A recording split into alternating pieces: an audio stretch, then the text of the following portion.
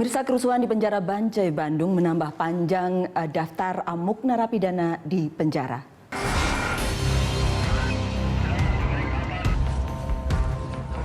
Sebanyak 140 narapidana Lapas Bancai, Bandung dipindahkan ke Rutan Kebonwaru, Bandung. Ratusan napi lainnya disebar ke lapas di Garut dan Cirebon, Jawa Barat. Migrasi narapidana ini dampak kerusuhan di Lapas Bancai 23 April lalu yang berujung aksi pembakaran lapas. Pembakaran dan rusuh yang terjadi di lapas kelas 2A khusus narkoba di Bancai diduga terkait isu tewasnya seorang napi karena disiksa petugas lapas. Sebagian besar napi mengamuk dan menghancurkan apa yang ada di dekat mereka. Kantor, mobil, motor, dan semua perlengkapan penjara Bancai dibakar. Bukan cerita baru kerusuhan pecah di penjara. Dalam 2 bulan terakhir, amuk sedikitnya terjadi di 4 penjara, termasuk rusuh di Bancai, Bandung. 3 kerusuhan lainnya terjadi di Lapas Kerobokan Bali pada 22 April dan Lapas Kuala Simpang Aceh pada 1 April. Rusuh Rutan Malabero Bengkulu 25 Maret menghanguskan semua bangunan dan menewaskan 5 tahanan. Mengapa kerusuhan di penjara terus berulang? Mengapa kerusuhan penjara terus berulang? Rusuh di balik dinding penjara itulah topik The Headlines kali ini. Dan untuk membahasnya, kami telah mengundang Joko Setiono, Direktur Bimbingan Kemasyarakatan dan Pengentasan Anak Dijen Pemasyarakatan Kementerian Hukum dan HAM. Lalu ada Nasir Jamil, anggota Komisi Hukum dari DPR, dari fraksi Partai Keadilan Sejahtera. Dan di sebelah kiri saya ada Hedi Lugito, pemimpin redaksi Majalah Gatra, dan Mas Erlangga Masdiana, kriminolog dari UI. Bapak-bapak, terima kasih sudah hadir di The Headlines. Rusuh di penjara, rutan, lembaga pemasyarakatan, bolehlah, nggak usahlah eufemisme kalau gitu saya bilang. Di penjara dan kemudian ini orang bilang separuh bom waktu sebenarnya. Sudah terjadi beberapa kali dan beberapa tahun sebelumnya, Mas Edi. Sebenarnya saya yakin pasti Kumhan akan ini soal daya tampung begitu kan. Kita memang lagi booming narapidana ya, baik itu narapidana korupsi maupun narapidana narkoba. 2 itu sebenarnya penghuni LP, saya sangat yakin dua jenis itu. Nah, hanya di kita ini belum ada pemisahan secara tegas 2 narapidana itu. Meskipun sudah ada penjara korupsi ya, penjara ada lapas narkoba yang di Bancai itu ya. Memiliki. Ketika rusuh terjadi, orang di media kemudian yang beredar adalah over capacity. Betulkah, Pak Joko? Ya, ini memang sebetulnya akumulasi daripada ketegangan. Dan ketegangan itu dimulai dari beberapa hal. Ya. Dimulai dari ketegangan dimulai dari? Ketegangan ini karena beberapa hal yang tidak terselesaikan. Misalnya? Tadi misalnya sudah disebutkan tentang overkapasitas. Ya. Coba sekarang bayangkan di bidang lain.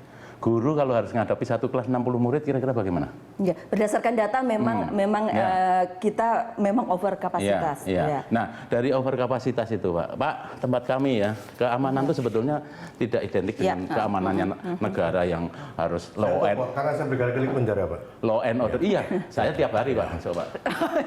Karena Bapak saya sekolah di penjara, Pak. Law and order itu bukan. Sebetulnya justru karena pembinaan itu aman di lembaga. Sekarang dengan jumlah yang banyak seperti itu, kemudian sarana kami hanya untuk 20 orang, yang lain ngapain? Terus nungguin terus. Nah, akhirnya terjadi tempat yang tidak nyaman, tempat yang tidak kondusif untuk pembinaan, akhirnya terjadi. Dan Anda mau katakan bahwa itu tidak terelakkan lagi, pokoknya pasti kerusuhan terjadi. Secara pembinaan itu nggak terjadi, sehingga mengganggu keamanan. Kalau itu kerja semua, kalau itu berproduksi semua, latihan semua, paling tidak menurunkan tensi untuk gesekan itu. Mas Erlangga. Ya, sekarang kita lihat gini, ini mungkin ada salahnya, bukan hanya salah di ujung. LP itu kan di dalam sistem peradilan pidana itu di ujung. Yang pertama polisi, jaksa, lalu hakim, lalu baru kemudian ke LP. Ya. Lalu mestinya ini ada feedback. Ini kan sistem.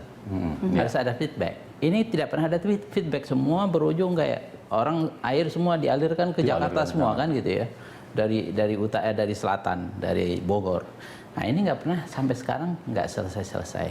Menurut saya memang ini membenahi LP, membenahi sistem peradilan pidana secara keseluruhan. Mau membenahi, karena itu tempatnya di ujung, ya kita tidak bisa membenahi dari ujung saja sebelah sini. Kita harus dari seluruh sistem yang hukum yang ada di Indonesia. Betul. Gitu. Memang, Dan apa yang dikatakan Pak Erlangga tadi, Iya. ada penahanan rumah, ada penahanan kota, ada diskresi, ada di pasal-pasal awal KUHP itu diatur tentang Tidak diskresi. semuanya mesti masuk ke sana, LP, ke penjara, iya. Pak Nasir Jamil. Iya, jadi masuknya mudah, keluarnya sulit.